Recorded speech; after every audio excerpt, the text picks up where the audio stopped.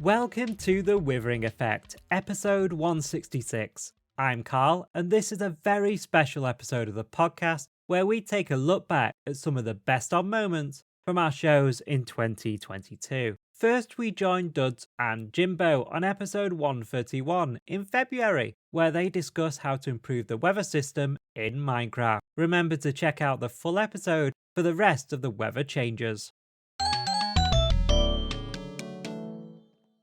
We know Minecraft tries to do seasons with biomes. So when you get something like snow, you're only going to get it in a certain biome.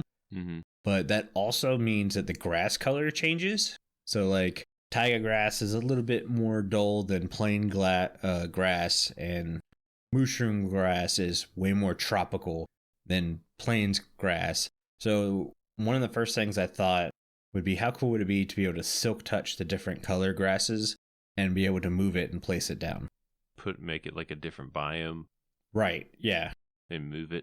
You could manufacture your own kind of like, so if you dug up a snow block or a snowy grass block, you could now move it and put it down. So you can manufacture small areas to be different kinds. Maybe doing enough snow blocks in a certain area means it snows there when it rains. Yeah. So maybe you only want it to snow on a house. So you dig out underneath the house and place these snow blocks underneath it. Oh, okay. Or snow grass blocks, not just snow blocks, snow grass blocks. And that causes it to only snow on the house. So like you're doing a Christmas build, but you don't want to build in the snowy area. You want to build in a plains or something like that. But now you can manufacture snow falling by moving these blocks over. Yeah. Yeah, you can always make a plains look wintry, but the weather, you're not going to get that weather. Yeah. I thought about that in my taiga forest. I really like my taiga forest, but every once in a while it'd be cool if it snowed there. Do have snowy taigas. There is that, but I don't like when it snows there all the time. Yeah, dealing with the rain all the time, especially, when you try to make content. Yeah. It's a struggle. We're supposed to have a way to turn that off with sleeping. And a lot of people are saying, well, it doesn't rain till it gets close to nighttime anyways. I'm not seeing that. Like, a lot of the times when it's raining on me, it's the beginning of the day. Yep. So I've lost an entire 20 minutes or 15 minutes, whatever it is, to rain in recording time. Yeah, I'd rather have a thunderstorm so I could sleep through it. Yeah, right. There also comes with the fact that running around in the rain in Minecraft makes me motion sick for some reason. Does it?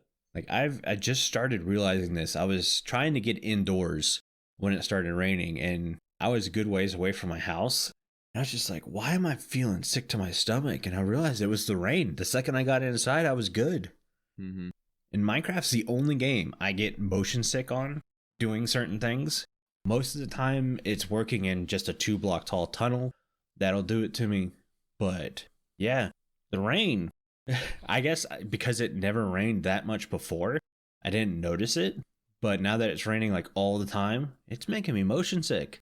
Yeah, and it doesn't help that pretty much rain is the only weather we have. Yes. That's why we kind of brought this up. All we have is rain.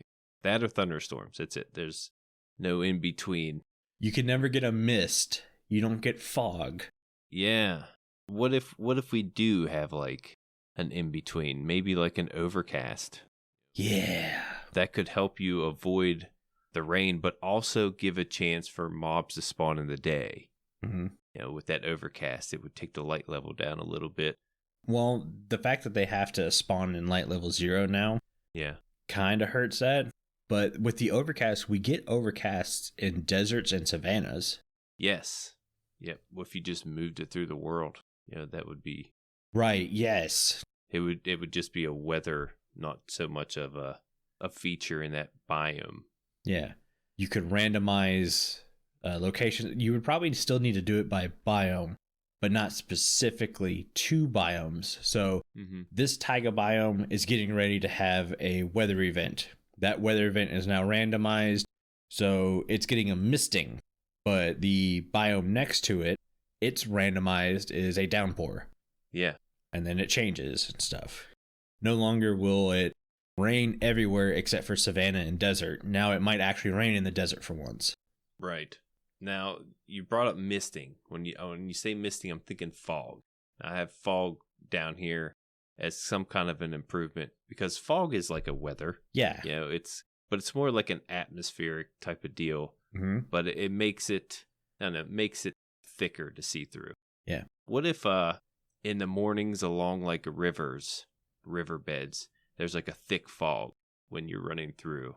I think that would be cool to see. And it doesn't have to be like so much realistic. Like fog does generate more around rivers and stuff. It becomes more foggy because the water's being. I don't know how fog works. Apparently, I'm trying to explain it, but I don't know how it works. Yeah, but there's water in the air. It's condensation. I love the idea of fog because to me, fog in Minecraft can be really beautiful. Mm-hmm. But localizing it to features, I think, would make it hard. Yeah. So I already know randomizing weather events based on biomes would honestly be complicated. So to even break it down further into localizing it to a feature like a river. Yeah. Well, there are river biomes. They literally say river biomes on there. Yeah. So you could do that using my idea. Yeah. Well, I was thinking, naturally that's where you'd find it, but this is Minecraft. Yeah. Maybe you could have fog everywhere at certain times of the day. It could be a weather thing. Maybe in the desert it's more like a sandstorm. That's sandy and it's a fog. And it doesn't hurt you or anything. It just makes the visibility worse while you're running along. I thought that would be pretty cool. Yeah, I was just thinking early morning near bodies of water could randomize into a fog. Mm-hmm. Maybe you have better chances around bodies of water. Yeah. So like if you have a 2% chance of fog early morning, because that's when you see fog. You don't see fog at 3 p.m. Mm-hmm. Or at least you rarely see it. Right. So 2% chance of fog in the morning. But if you're near a body of water like an ocean, it increases from 2 to 10. Mm-hmm. And once the sun gets so high, it kind of burns off the fog. Yeah. By the time the sun's midday, it's gone. Yeah. Or even sooner. Yeah, even sooner. Then you would start having people hunt for the perfect screenshot. Yeah. Or maybe if you're like after someone, like we have this game Assassin on our server, maybe in the fog might be a good time to go after somebody. But you could turn the fog on and off though. Like there is fog in the game naturally. It's more of like a rendering thing, a render distance. Mm-hmm. But you can always turn that off, which could obsolete the whole fog idea. I do have on here atmospheres. Okay. Now the way I wanted to explain this is, let's say you're in the desert, right? Desert's really hot. Maybe, the atmosphere doesn't look the same as if you're in a plains biome. Maybe the sun's really bright in the desert. Maybe if you look far enough away, you could see like the heat in the air, like that wavy heat in the air. You have that kind of atmosphere in the desert. And, other biomes would have their own type of atmosphere. Kind of like the Nether. Now, I've been asking for this for a while now. Yeah. I love what they did with the Nether and the atmospheres. Now, it's not so much of a weather type of thing, but I feel like it lets you know if it's hot, if it's cold, just from the atmosphere. Yeah, we thought we were going to get that with the cave update. Yeah. And we didn't. Yeah, they did mess around with the atmosphere in the caves a little, just by the looks, really, the generation. But the atmosphere we're talking about, I don't think they really touched it in the overworld. Mm-mm. In April, on episode 140, DuDs and Jimbo are joined by Aerington and Atomic Dave to discuss how they are using the new additions in the Caves and Cliffs update, including mud, moss, and using the light block in survival. When they brought out the soul sand, the one that doesn't make bubble elevators, that underwater. So soil. Is that the soil? Whichever one it is that doesn't make the bubble elevators, made such a great mud texture, and I got so excited that I could finally put mud under my streams and rivers that I was using rather than having gravel or dirt. I mean, it still kind of does, though, because it's got more of that brown, which is probably my one complaint with mud is I wish it was a tad bit more brown myself. Yeah, it is pretty gray, like a darkish gray. I think it's a bit purple. Yeah, it's a gray, purpley, bluish. Everything ends up a little purple. It's giving us another gradient element under the water. Yeah. Now the dried mud blocks, though, gorgeous. Yeah, I'm really digging that brick. Just the right shade of brown, Mm-hmm. also known as tan. Off-white. But yeah, more mud's good. I like that change. I mean, at the end of the day, though, that is another one of those blocks that are very renewable. So is there a benefit to having it go down deeper for, the casual player? I think when you run into some weird terrain generation, it'll still look better that way. Yeah, that's true. Right. That is true. The bottom of the mangrove riverbeds kind of area. And speaking of mangrove, we have more tall mangrove trees than short ones, Mm-hmm. which is completely transforming that. My next starter base will be in a mangrove swamp. I am not touching swamp again next season. Neither am I. That's not. Swamp water has killed it. It was great while it was, and now I'm over it. It's been fun, but yeah, there are so many elements that you just don't consider. It's one of the only places I've not built is a swamp. Yeah, it did seem like one of the more rare areas. It was fun to start Channel 64 in such a kind of unused biome, and not unused. I'm sure there are people using it all over the place, but you don't see it as common as a big starter area on SMP. Yeah. Right. Probably because of slimes and other annoying factors, but fun challenge. The swamp always had like a nice feel to it, just atmosphere wise. I do like the mangrove swamps, the atmosphere is a lot better. I can't wait till they bring in the fireflies so you can really get the full feel of it. Yeah, 100%. Yeah, I love the height that they added to the trees. I love that you can walk in between the roots, and the roots feel like roots, but also like Minecraft. You can kind of see through them. It makes sense, but they're not just so overpowering. One thing that could be annoying, but I kind of like it, is how they have the moss carpets on there. Like, I know these, at least my inventory, gets polluted with all this moss stuff when I'm dealing with this. Mm-hmm. But it just seems like a natural thing, to have the moss carpets generate on these mangrove trees. But then again, a lot of the trees that generate there doesn't have that same color, because the moss has that vibrant green, but the trees doesn't. So I'm still got a little bit of mixed feelings about the carpets generating on there.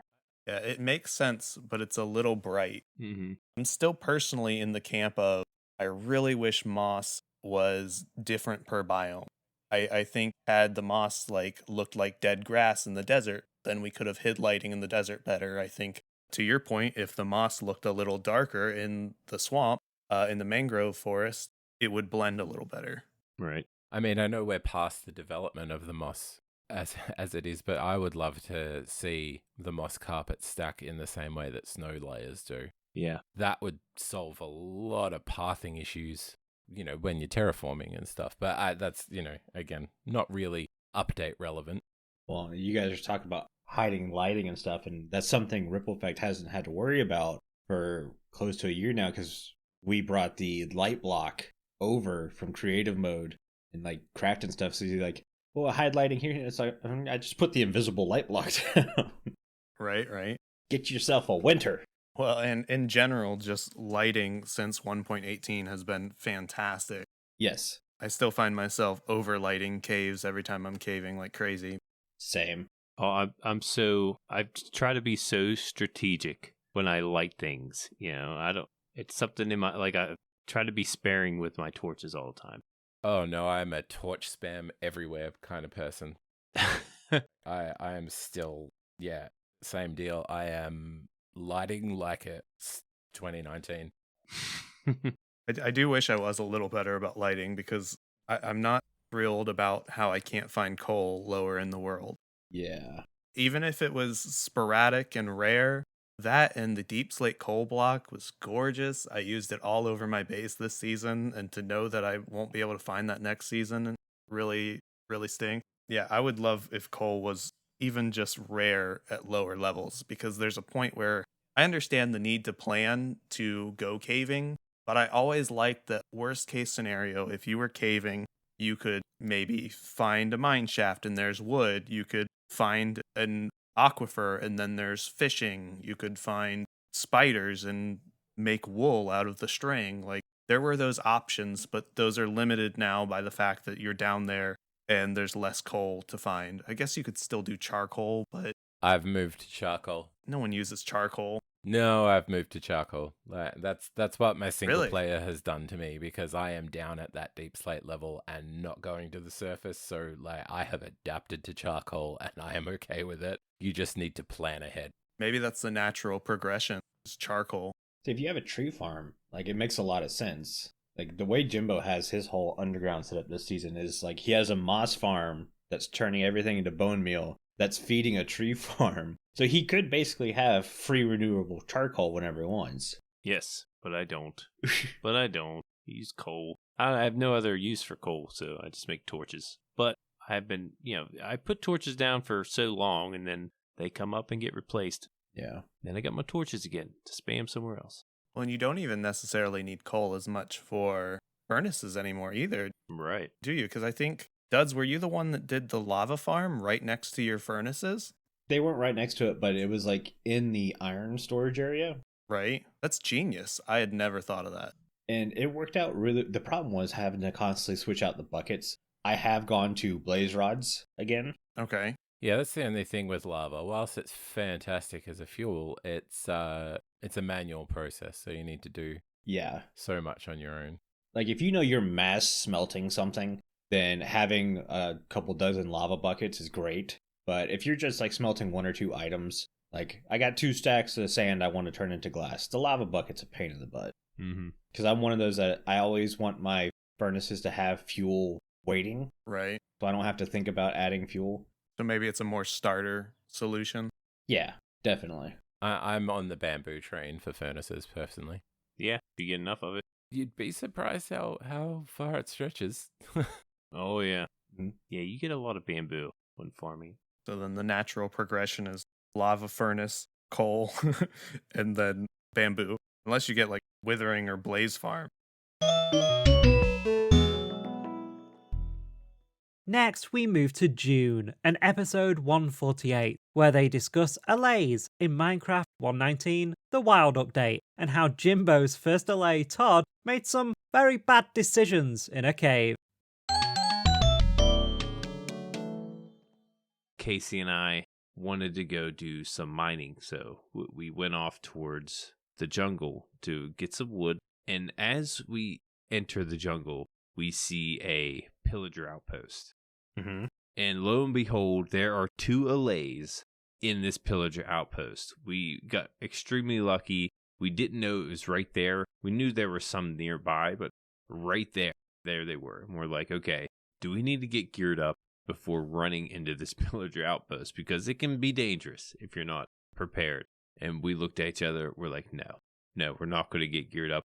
We're getting those allays right away. So we ran in there, dodged a couple bullets, but there weren't as many pillagers spawned at the time. Mm-hmm.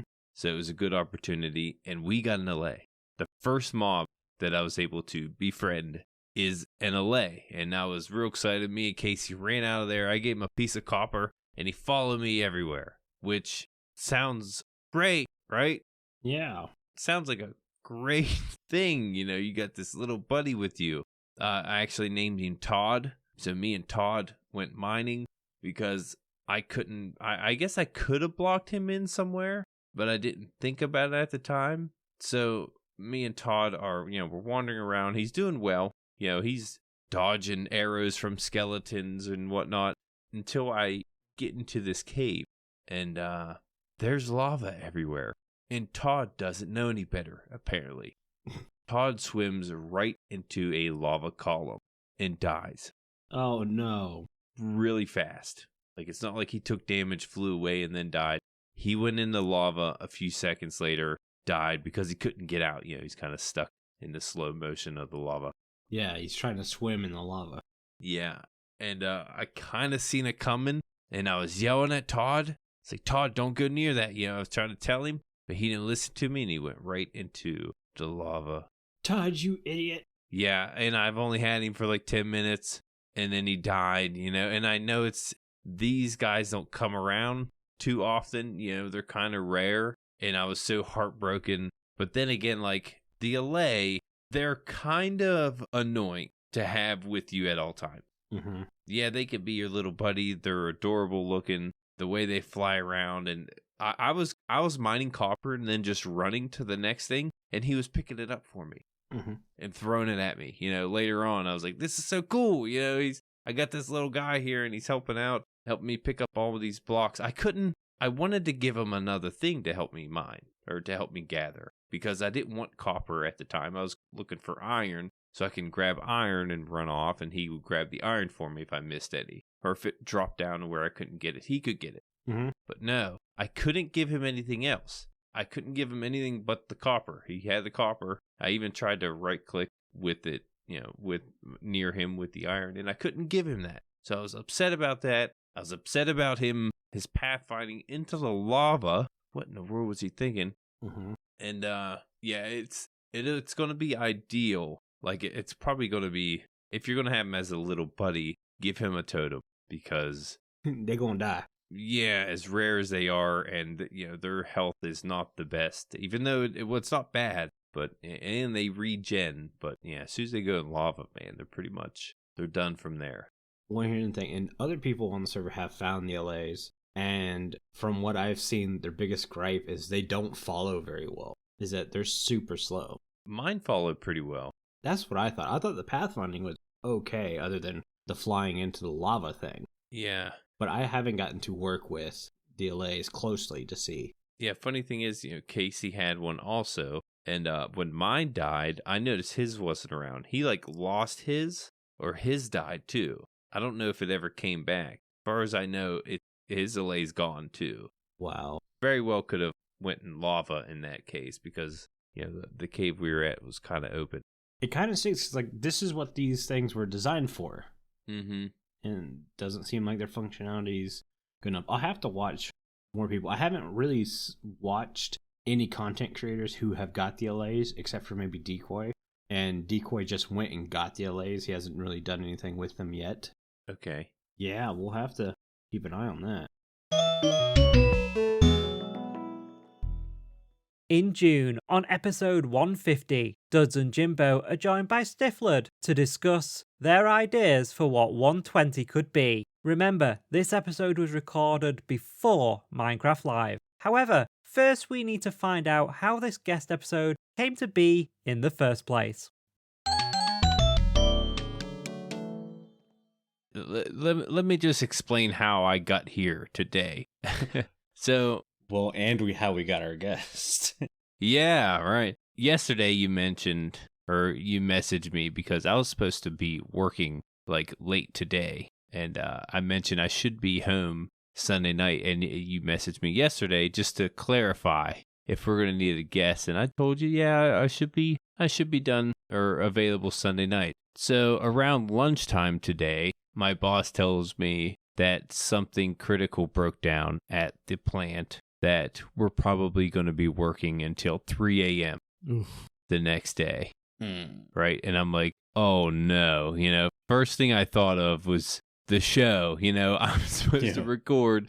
DuDs messaged me to make sure, and I totally told him I'd be available, and here this comes up. So I messaged you back saying, yeah, I'm going to be working really late. And so we found a guest. Carl did his part, found us a guest. And then we get everything done at the other place and get to leave around, I think it was around 5:30 or so. And I was able to make the original time. And I'm like, yeah, I should be available by 7 again. And you're like, it's just back and forth. It was just back and forth all day, but I was able to make it. And yeah, I have been working a lot.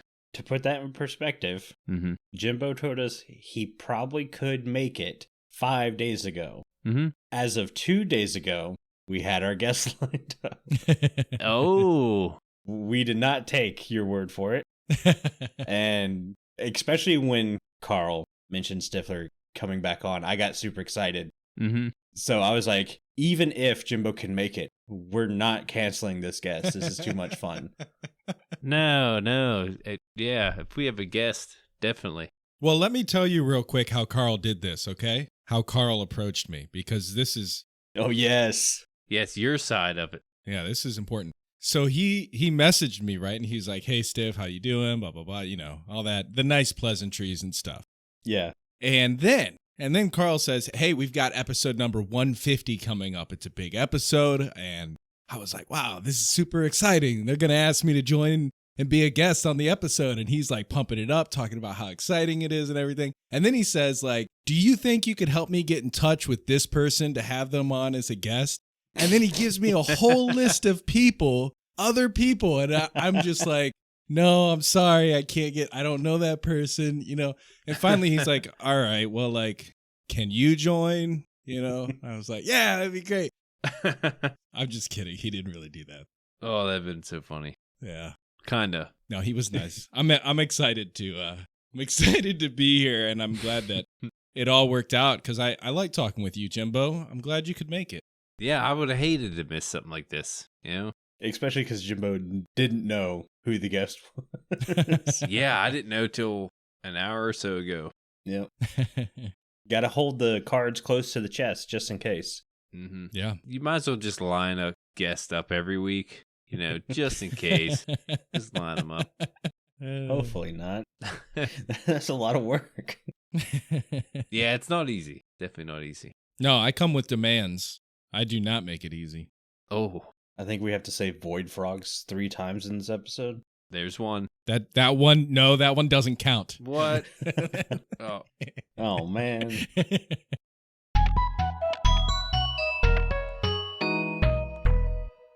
All right. So if it's not going to be a combat inventory update, quick guesses. I know a lot of people keep throwing out the end update. I'm 100% against an end update. 100%?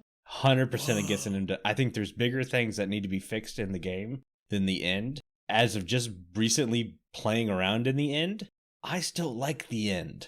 I feel like there's more that could be added to the end. There's always can be more added to everything. It's just, is it what the game needs? Yeah, but the end, definitely. I wouldn't mind an end update. I think I mentioned that before. But I still think that they're going to... This could even be a Caves and Cliffs Part 4 coming at us because I feel like we're going to see what's in that dimension, that portal, like where the warden's at, the frame that is not a portal but is a portal. I think it's a portal, and we're going to see what's in there, either the next update or the one after, my opinion. I'm about 35.8% against an end update, give or take. It's more specific, but not 100. Yeah, not 100. I don't want an end update because I don't like Mojang getting into the habit of updating existing things. Mm-hmm. And I would like, maybe kind of along with what you're saying, Jimbo, I'd like to just see more things added in that are new. Mm-hmm. Like this new dimension portal from the ancient cities. I'd be down with that. Mm-hmm. It's like a blank slate. What's it going to be? What's in there? What kind of mobs? What kind of terrain generation? They could start from scratch, and I think that would be pretty exciting. They did also hire King B-Dogs. That's what I said! Yeah. He made Ether, right? Yeah.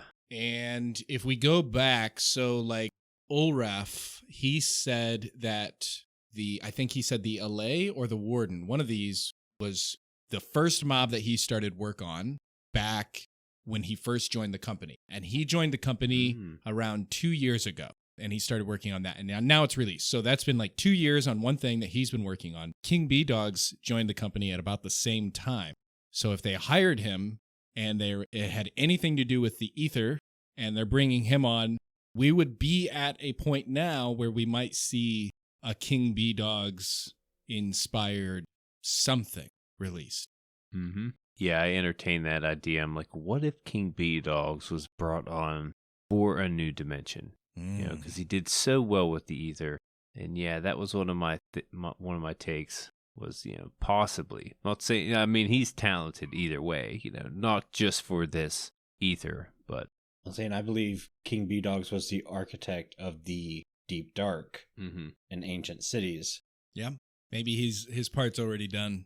Maybe. Or this could be the... more to come. Yeah, the introduction to the big part, but Yeah. Yeah, inventory, stairs, slabs, please. That's another big one people were asking for. Concrete stairs and slabs. Oh, I'd be down for that. I mean, it is practical. I mean, you see concrete stairs everywhere. Yeah, we always ask whenever we have a dev on, and they always give us the same answer, that it stumps creativity. And I always let them have that. Like, that's a stupid answer.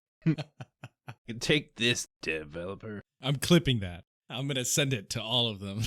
I'm sure they've already heard it. Yeah, they said they get tired of hearing it, I think. Yeah, they do. Like, oh, that's all we hear. It kind of feels like it's being held back just out of spite. Maybe. I would hope that that's not it. But yeah, they need to be, like Jimbo says, concrete stairs and slabs are real things in real life. Very common real things in real life. Mm-hmm. Typically, though, we don't see like pink or magenta concrete stairs in real life. So Right, that's true. This is true. But they have paint. I would say probably in Latin America you could find some. Oh, New Mexico for sure. There we go. See? Pink everywhere. Next, in October, they are joined by Casey Plays to talk through ways to improve the villager trading system and adding more custom textures to the game. First question comes from Zenith, and they say, in the 2 video series that Slice Lime released, where him and King B-Dogs visited Hermitcraft, they got into a discussion on how the devs don't like villager trading currently because it doesn't feel fun gameplay-wise, continuously resetting a block for a mob trapped inside a 1x2 space. I'm curious what thoughts you could come up with to make villager trading more entertaining. They designed it that way, though. Yeah. That's a good question, though. It's a fairly recent change, Yeah. Right. considering how long villagers have been in. Yeah, I don't see villager trading as something that was designed to be fun. It was just designed to be menial task-wise. And honestly, I don't know how you would fix it. I much prefer the continuous resetting a block compared to the continuously breeding villagers until you get the one you want. Yes, I have actually gone back and played some old versions of Minecraft where that is how you get what you want, and it's not a fun. Yeah. That's worse than what it is now. Yeah, it's not even that, like, it doesn't add anything to the gameplay. So going back to that style of creating mob trades would be completely wrong. Yeah, I do find it interesting that 2 developers, big developers, mentioned that how they don't like it. Yet there had to been a developer that pushed it through. Kind of curious what they would do to fix something like this, if they want to. I don't know how you would change it to make it more fun. I mean, it's an easy system they've got now. It's, a bit user-friendly. Yeah, I mean, the way you would change it would be the way you would trade or change your trading halls and setups and stuff. It's only not fun doing it this way because that's the way you've set it up that way. I don't generally let a zombie eat my villagers and then revive them to get lower trades. I've done it before. I think I did it Ripple Effect Season 3. But it's so easy to get emeralds now. It's like, yeah, whatever. So that leads me to get more villagers that give me more emeralds doing different professions, which to me is more fun because then I get to theme more buildings around this villager's profession. If you're just building a 1x2 hall, and you're expecting like magic to come out of there, it's like, well, no. But it's you play the way you want to make the game fun. I think it's more fun when we create buildings for villager professions separately. You don't have a normal trading hall in general. What if, just for example, like you give their profession, yeah, and instead of like trading with them all the time, I'm thinking of the farmer trader, how you can farm them for wheat or bread, however you want to do it. Also carrots, anything farmable, really. The other villagers' professions, how possibly they can throw items at each other at certain times, and maybe you can collect them that way. Yeah, a bit like when you get like they're trading each other. Yeah, a bit like Hero of the Village sort of thing. Yeah. You could just make it exclusively Hero of the Village to get anything from a villager. Yeah. It's a bit similar to bartering then, isn't it? Right. The only thing I could think of that might be an advancement is we don't have a woodcutter, but we have a stonecutter. So if you go to a lumberjack villager, they would trade you 1-to-1 crafting recipes like a stonecutter does. Bit of annoying compared to the stonecutter and how we all want woodcutters. Yeah. Woodcutters definitely came first in the world here. Yeah, it's a lot easier to cut wood. Yeah. I think it's more up to the player to make it fun. The mechanic is a simple mechanic. It's easy for new players to learn. And you really can go, like, again, maybe you're into farms and machines and stuff. You can make a lot of cool machines that deal with villager trading. Maybe you're not into machines and stuff. You're into just building, and you can build a lot of themes based on the villager's profession. They don't all have to be in a 1x2 space. Yeah, I remember back in the day, the old way, how you have to breed them and they would have a set profession, set trade options. So bad. Yeah, rough. Yeah, it was so rough I had to make a sacrifice chamber because of how many I went through. I had to sacrifice them. I remember that. Pretty comical. But yeah, I mean, instead of doing all that, you can actually choose. So I do prefer this way better than the last. Should we move on to the next topic? We have a question from High Hopes. He asked, in the latest episode, you mentioned a custom texture for the treasure chest, which wouldn't be craftable. So my question is, what other items/blocks, could a similar approach be taken with? I really like this idea and think armor/weapon/tools would be an obvious one, even if there's no stat boost to it. Yeah, armor, weapons, tools, all easily can be manipulated. Customized. I have an odd one, but I'm going to save mine. Casey, do you have a block that you would like to be non-craftable but have a custom design? Like we did last episode, we talked about finding actual treasure chests instead of a chest when you dig them up. Oh, okay. Yeah, it's non-craftable. That's where you get them. Right, okay. Just like a different texture to a block we use. I forgot. Casey probably hasn't heard the last episode. Yeah. I haven't listened to the last episode yet. I'm a bad patron. I'm thinking it's a bit similar, really, isn't it, to sponges? Because they're non-craftable and you can only find them in one place. Correct. Right. And a bit like gilded blackstone. That's can only be found in bastions. Yeah, you can't craft those. No, I would say probably something. Just you need other things for structures that are out and about. So nether fortresses could have their own chests that you can only find in nether fortresses. Okay. For example, I don't know, because chests are the easy one to go to because there's only one texture for chests, which is a bit boring. And they're in different areas. Yeah, something themed to the area would be nice. Yeah, you can always theme chests because they're in different looting structures. Even like the ancient ruins, you could throw a third type of chest. Yeah. It is a good question. Yeah, it is a good question, and it needs some more food for thought, really. Jimbo, do you have a block? No. Simple enough. I'm thinking like end. That's where my mind keeps going, is to the end. Everyone wants the end. Yeah, and there's one thing you can find at the end that you can't get anywhere else, and that's an ender chest. Maybe there's it's called an ender chest in the end, so I don't know how you can customize it, call it something different. And again, we're on chests again. It's still nothing too out of the ordinary. There's shulkers, but those aren't really blocks, they're mobs. Yeah, this is it's a good question. It's definitely tough. There's the item frames that the wings go in. Maybe those can be customized. I was thinking the wings itself, but that's where you get them. So yeah, they're not craftable. I want to hear yours though, Duds. Got to hear yours because I never got to look at this question till just now. Spill the beans. Come on.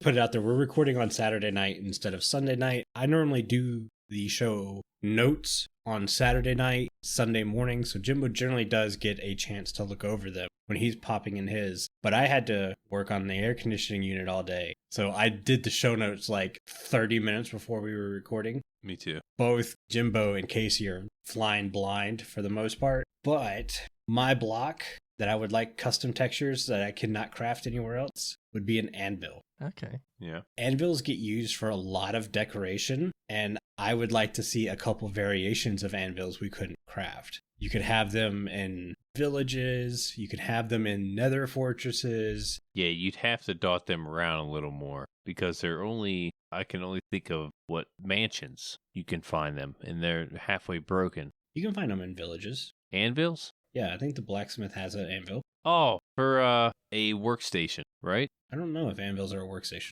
No, it's a smithing. Right, yeah, I don't think you can then. but I'm 99% sure you can find a anvil at a... We're Googling it right now, guys. Well, we're Googling this. We gotta Google this, because I'm not sure. I'm not sure. I don't think you can. Only time I remember seeing them is in the, what is it? Woodland Mansion. The woodland mansions, yeah. And they're rare in there, so yeah, you'd have to find different areas for these anvils. Even if they are in villages, and I haven't seen them in villages, makes them even more rare. They're saying the only place you can find them are Woodland Mansion, and they're damaged, but I swore I've seen an anvil sitting next to the little lava pit. See, I see grindstones. Mm. That's where grindstones are. Well, maybe it's grindstones now, and it used to be anvils before they did the Village and Pillage update. Maybe. And I'm just remembering far away back then. In ancient time. Either way, a village would be a great place for these custom models. Mm-hmm. Yep. I agree. It'd be nice to have more anvils dotted around the world, really, because a woodland mansion is probably not somewhere that a lot of people go. Nope. So to have an anvil point you in the direction of combining items and enchantments and stuff would be nice. And finally, we take a look at what happened during an outtake at the start of episode 160, our Minecraft Live reaction show, recorded live on the Built by Bit outdoor stage at KubeCon 2022.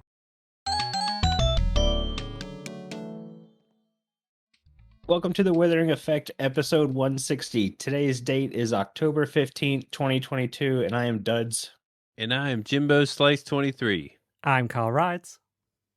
And I'm DiiKoj. Welcome, everyone, to KubeCon. Well, I've already messed up Carl's script, guys. Here we go. We're 10 seconds in. We are recording this Minecraft Live 2022 recap from the outdoor stage at KubeCon. If you're watching the video version, you can see some nice shots of the stage area. I was going to say arena. Arena worked better there, Carl. Close. It's about it's like an arena. Yeah. Or marina. Yeah, we are in the water. Sorry.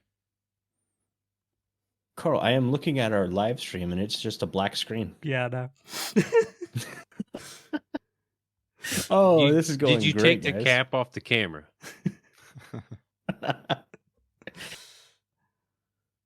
Oh, technical difficulties or something. Ah, there we go. There's stuff happening. I got it.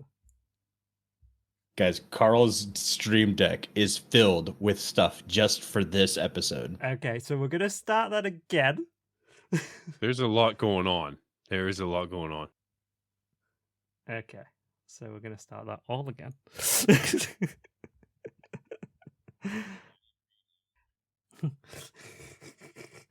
Let's see if I can actually press the show button this time. Oh dear.